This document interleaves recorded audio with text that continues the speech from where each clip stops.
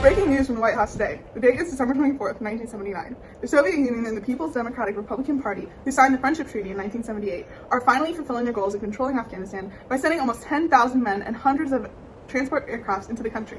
While many Americans are celebrating Christmas Eve, disaster struck in Afghanistan as the horrible communist government of the nation has been overtaken by evil Soviets. I'll be conducting an emergency interview with President Olivia Carter as she explains the events happening in Afghanistan as we speak. Good morning, Madam President. Good morning, Julia. So, I have a few questions for you about the events in Afghanistan. Of course. So, how exactly did the communist government take control in Afghanistan? Well, the Soviet Union took over Afghanistan by sending thousands of troops and taking over military control in Kabul and other large and prominent regions of the country.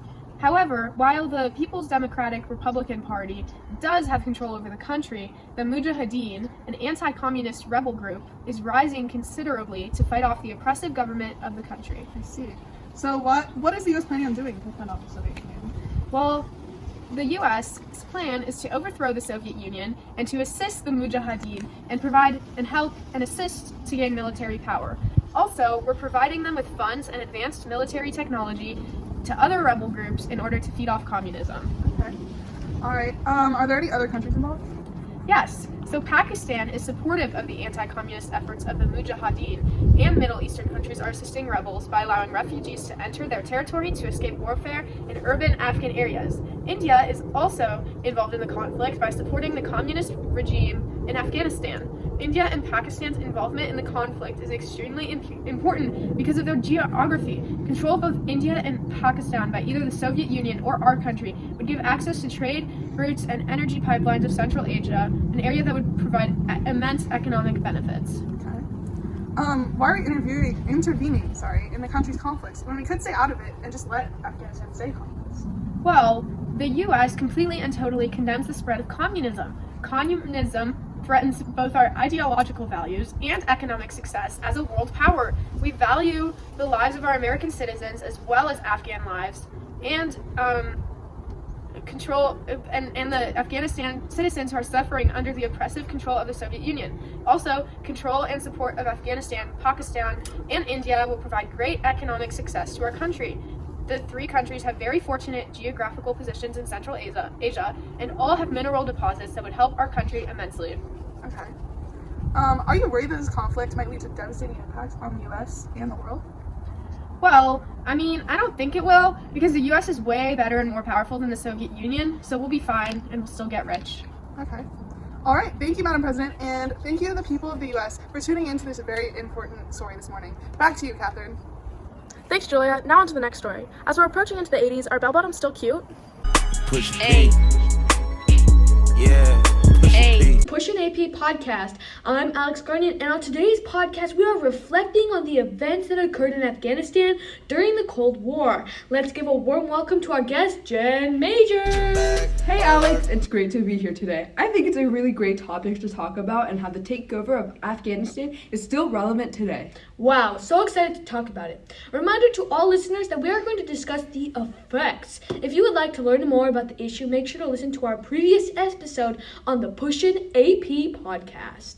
To begin, let's talk about casualties. There were an estimated of 1.5 million people killed prior to 1922. It is believed that 90,000 Mujahideen fighters and 18,000 Afghan troops were killed, and millions of Afghans sought refuge in Pakistan. Do you know how that affected the Soviet Union? Well, that's a great question. The Soviet Union lost almost 15,000 troops and lost billions of dollars. These losses contributed to the ultimate fall of the Soviet Union. Whoa, but this isn't the end. It did not just get better for Afghanistan from here on out. In the 1980s, the number of Afghan refugees peaked at 6 million. Talk about conflict. After the end of the proxy war in Afghanistan, just like we talked about, there was a lot of conflict. After the war in Afghanistan, the government was extremely unstable. In fact, the collapse of Afghanistan's communist regime after the United States helped bring it down led to the subsequent breakdown in civil order.